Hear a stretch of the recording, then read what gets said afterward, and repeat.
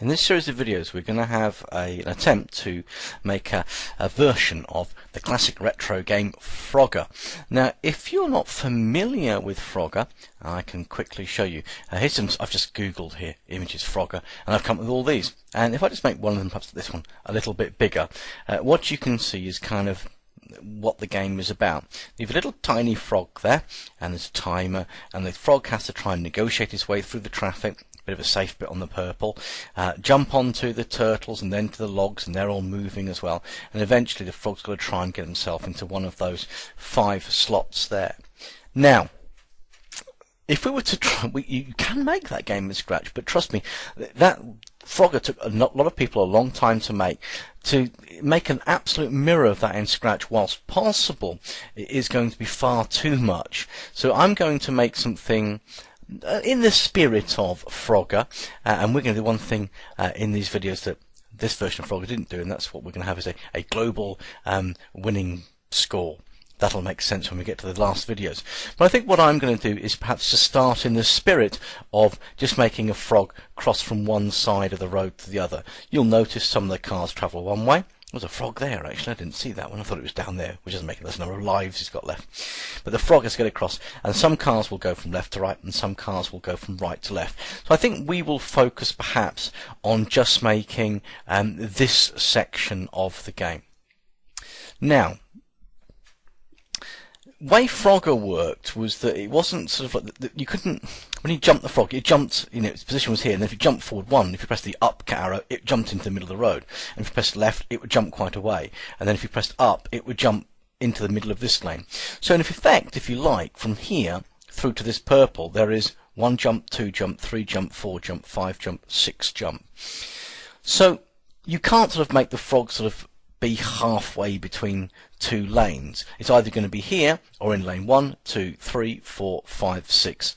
Well, it's not 6, 5. One is 5 lanes, or the 6th lane would be over there. Actually, no, probably the 7th lane. You know what I mean? 1, 2, 3, 4, 5, 6, 7. There we go. So in our version, I say we're going to stick with maybe just sort of a road type thing, and we need to make the background first of all. And to be honest with you, the background is really rather important in this game, because it needs to be a certain, each of the lanes need to be a certain width. So I mean, I could go with an all black background, but I tend to find that actually having something like lanes here makes it a little bit easier on the eye.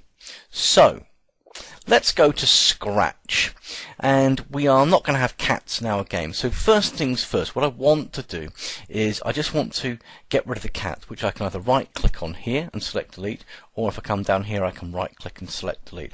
Sometimes experience has taught me with Scratch too, sometimes when you right click on something you don't want, it doesn't have the option to delete, but trust me, if it doesn't appear there, it will appear there. Anyway, we're going to wave bye-bye to the cat, and what we are going to do first of all is we're going to give our game a sensible name. So I'm going to call it Frogger.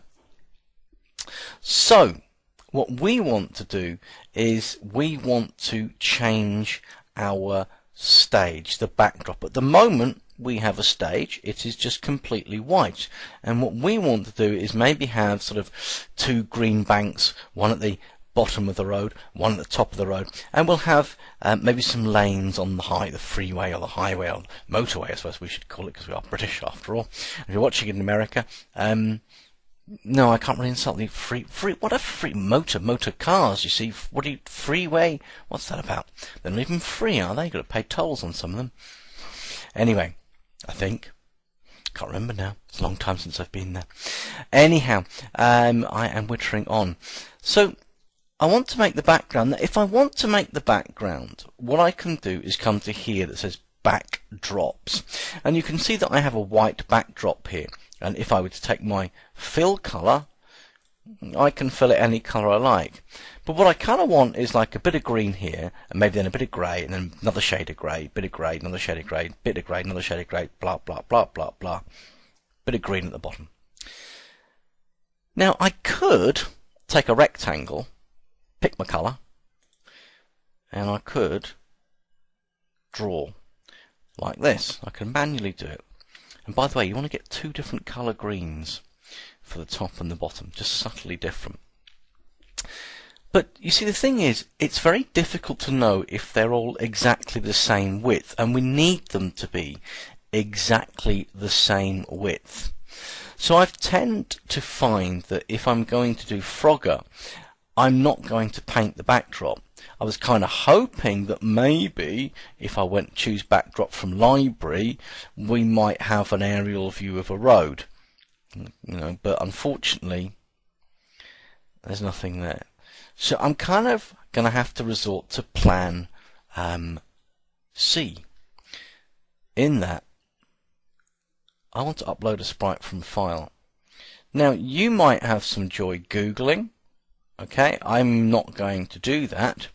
What I'm going to do is I've gone into Fireworks, and what I've created here is something where I know each of these little bits are going to be exactly the same width, the blacks and the whites, and I'll be able to flood fill them with colour back in Scratch in a moment.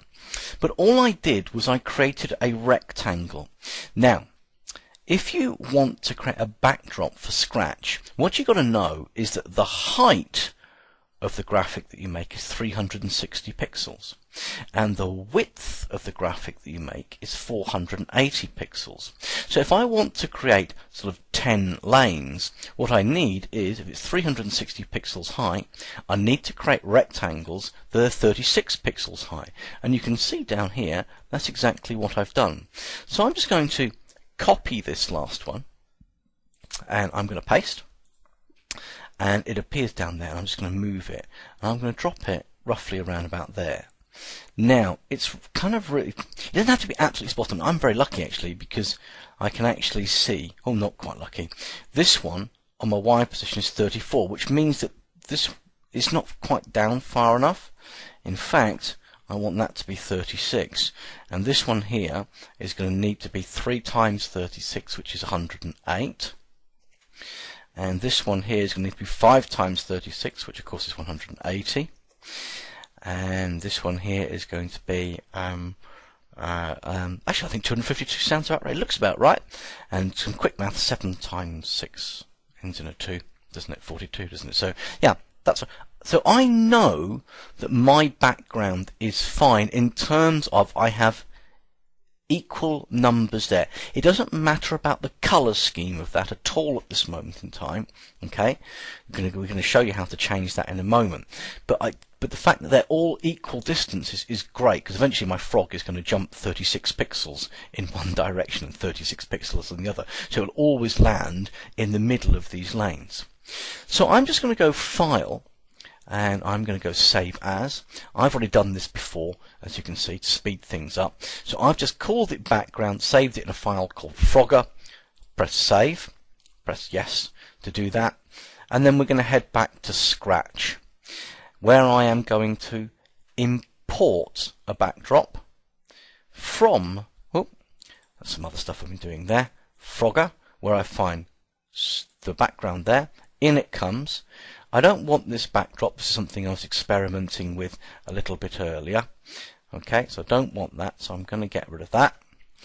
And what I'm going to now do is take my paint bucket. Really important.